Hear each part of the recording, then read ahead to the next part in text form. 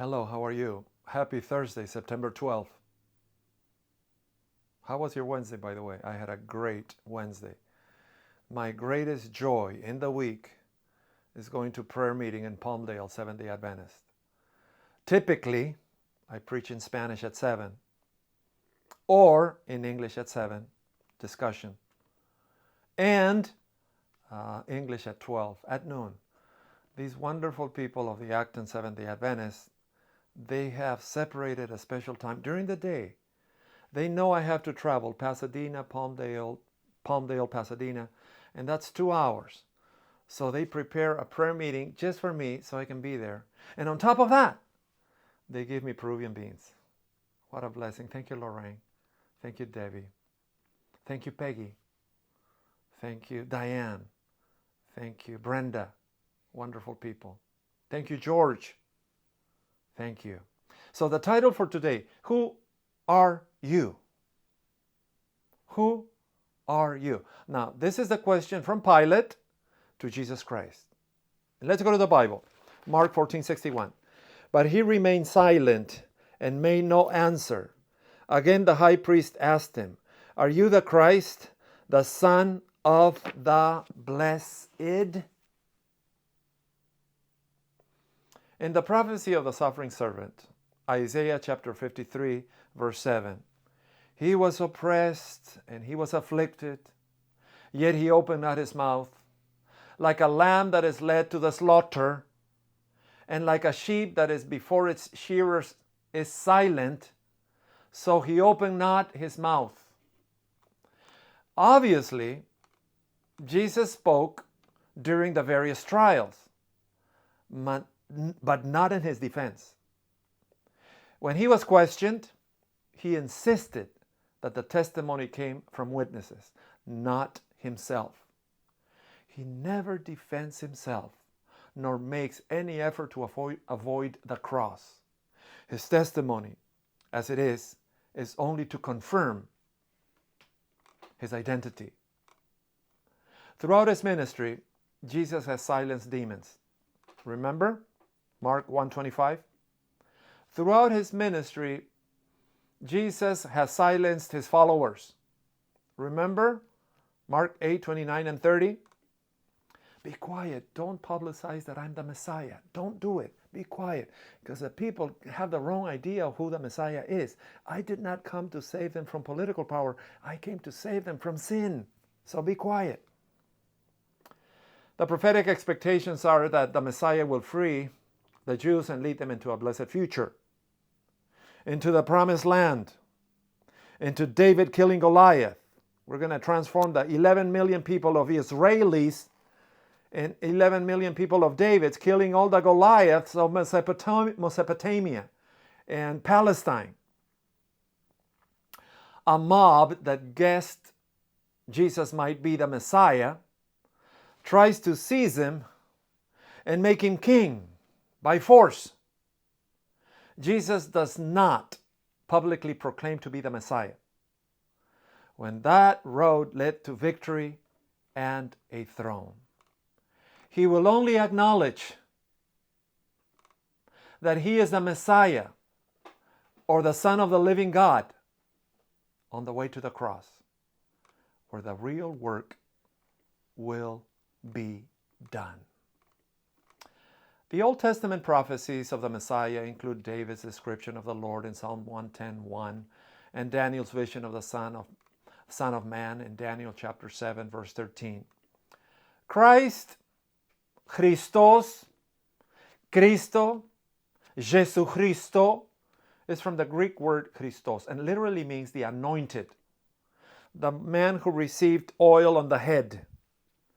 Christ is Greek for the Jewish Messiah, which is the one who is anointed or chosen by God to redeem Israel. The blessed is from the Greek root word eulogetes. It means one who is blessed or praised and is only ever used by God. Son of God does not necessarily mean the Messiah in Hebrew Scripture, although it does in extra-biblical writings. Son of God is someone who bears a resemblance of God, or a human being who is like God, whether metaphysically or as one whom God has chosen.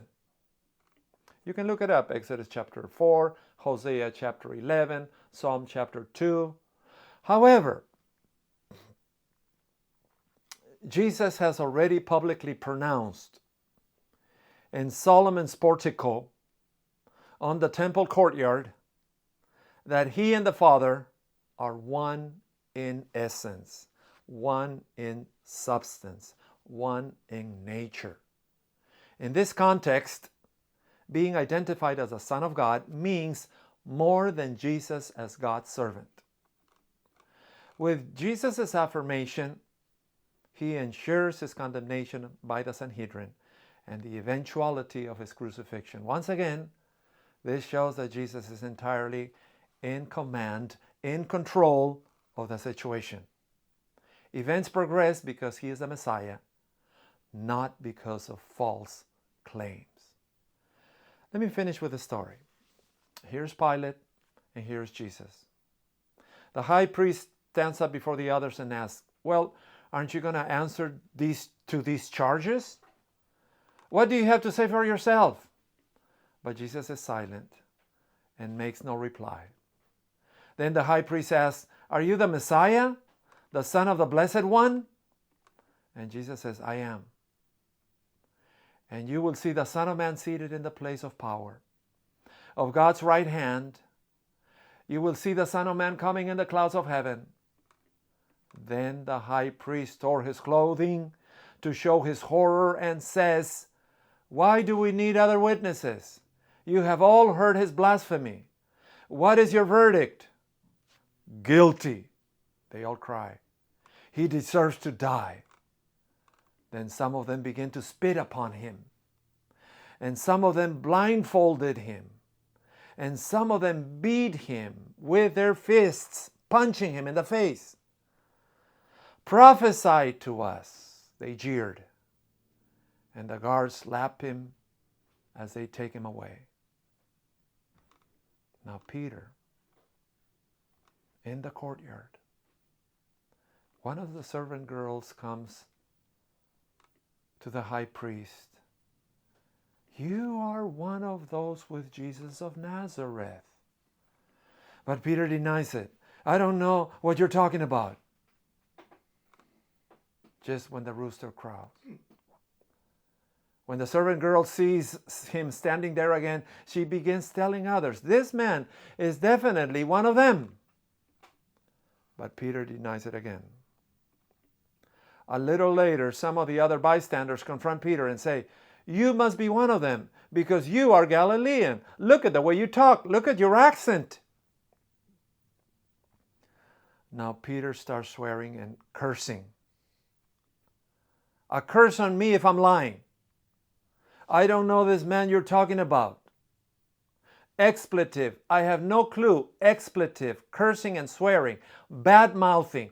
Don't even bring him up. I do not know Jesus. And immediately the rooster crows the second time.